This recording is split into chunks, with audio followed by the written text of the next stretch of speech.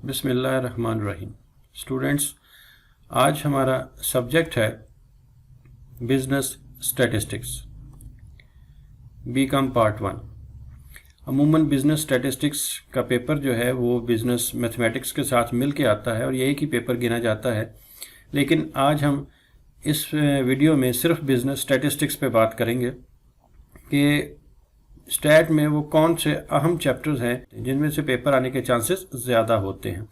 तो आइए सबसे पहले इसके चैप्टर्स पे एक नज़र डालते हैं। तो सबसे पहला चैप्टर जो है हमारे पास वो है इंट्रोडक्शन का।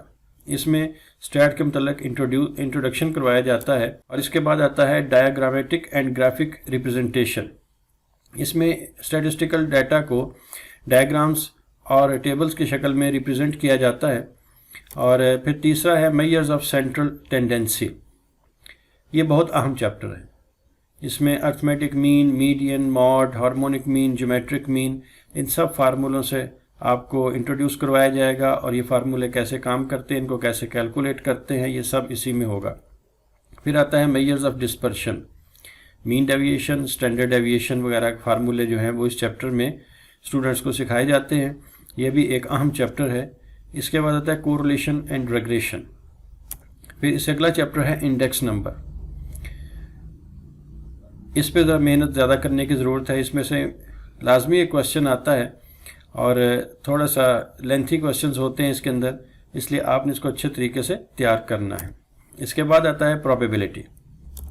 फिर है random variable and probability distribution. फिर सैम्पलिंग। ये भी उन इम्पॉर्टेंट चैप्टर्स में शामिल है जिनमें से पेपर आने के चांसेस बहुत ज़्यादा होते हैं। फिर है test of hypothesis and significance. Next chapter जो है वो है association and attributes and chi square test. तो आपने इस चैप्टर को भी बड़े अच्छे तरीके से इसकी प्रैक्टिस करनी है और इसको तैयार करना है। फिर हमारे पास है आखिरी chapter analysis of time series. तो ये वो 12 चैप्टर थे जो इस पोर्शन में शामिल हैं। अब हम ये देखते हैं कि वो कौन से मोस्ट इम्पॉर्टेंट चैप्टर हैं जिनको तैयार करना ज़्यादा ज़रूरी है, उन पर ज़्यादा मेहनत और ज़्यादा प्रैक्टिस जो है वो हमें चाहिए। तो अगर हम देखें तो हमारे पास ये इम्पॉर्टेंट चैप्टर्स जो हैं, इनमें पहला आएगा diagrammatic and graphic representation, measures of central tendency और मेजर्स ऑफ डिस्पर्शन। इन 3 चैप्टर्स में से जो है अमूमन मिक्स होकर क्वेश्चन आपके सामने आता है और इसको आपने सॉल्व करना होता है, इसलिए आपने इन तीनों चैप्टर्स को बड़े अच्छे तरीके से तैयार करना है। इसके बाद है कोरिलेशन एंड रेग्रेशन। फिर इंडेक्स नंबर।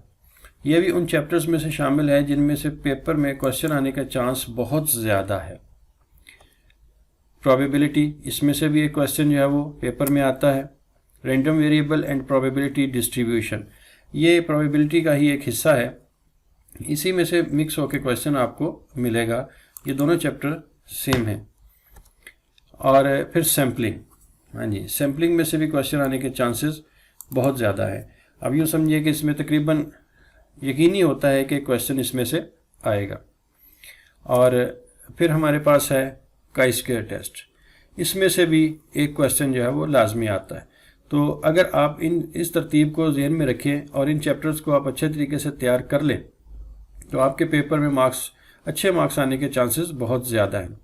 अब इंशाल्लाह नेक्स्ट वीडियो में हम ये देखेंगे कि इन चैप्टर्स में वो कौन से क्वेश्चन हैं, किस नौइयत के हैं और किस तरतीब से क्वेश्चन आते हैं, जो अगर हम अच्छे तरीके से तैयार कर लें, उनकी अच्छी प्रैक्टिस कर लें तो हमारे नंबर जो हैं वो बड़े अच्छे हो सकते हैं, जिससे हमारी मजमूई ग्रेड्स के ऊपर भी अच्छा खासा फ़र्क पड़ सकता है।